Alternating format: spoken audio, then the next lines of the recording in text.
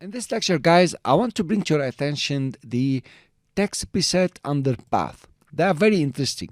Some of them are totally useless. Some of them are very nice, but you need to work on them. And some of them will work directly, depending exactly on what you want to do. I'm going to show you here about the 360 loop.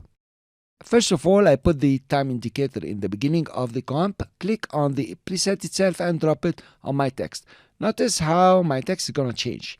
It changed to 360 loop. Let's return the text. I will double click on it and write, for example, aeschoolonline.com. The text is pretty big, so I will go to the character panel, which is here, and just make it smaller. Here you are visually. Let's look at the preset itself. First, if you drill down, there is the path option and a mask has been created. We already seen this, and the mask is called loop path. You can see it over here. And they have used the last margin. Well, this one doesn't use per character animation. It's just using the last margin. But still, it's very interesting. We are in the preset.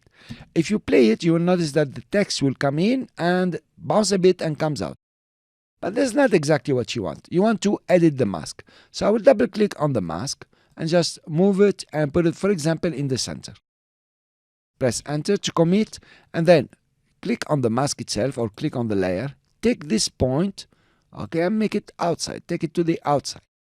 And this point over here, just put it over here so it can bounce. If I play the animation now, still not working. The end is nice, but the beginning comes from over here.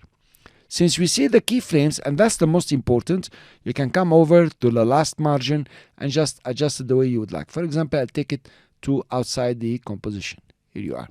If I play, very nice animation. It's a preset that you can use immediately, save on yourself some time. You know, it's pretty cool, by the way. There are some other keyframes here, if you notice. This is the animator tracking.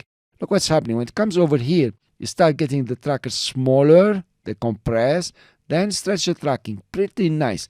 If you'd like, you can come and change the keyframes over here from the selector.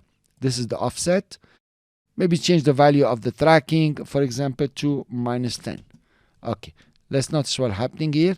Notice how they are compressing even more and coming out.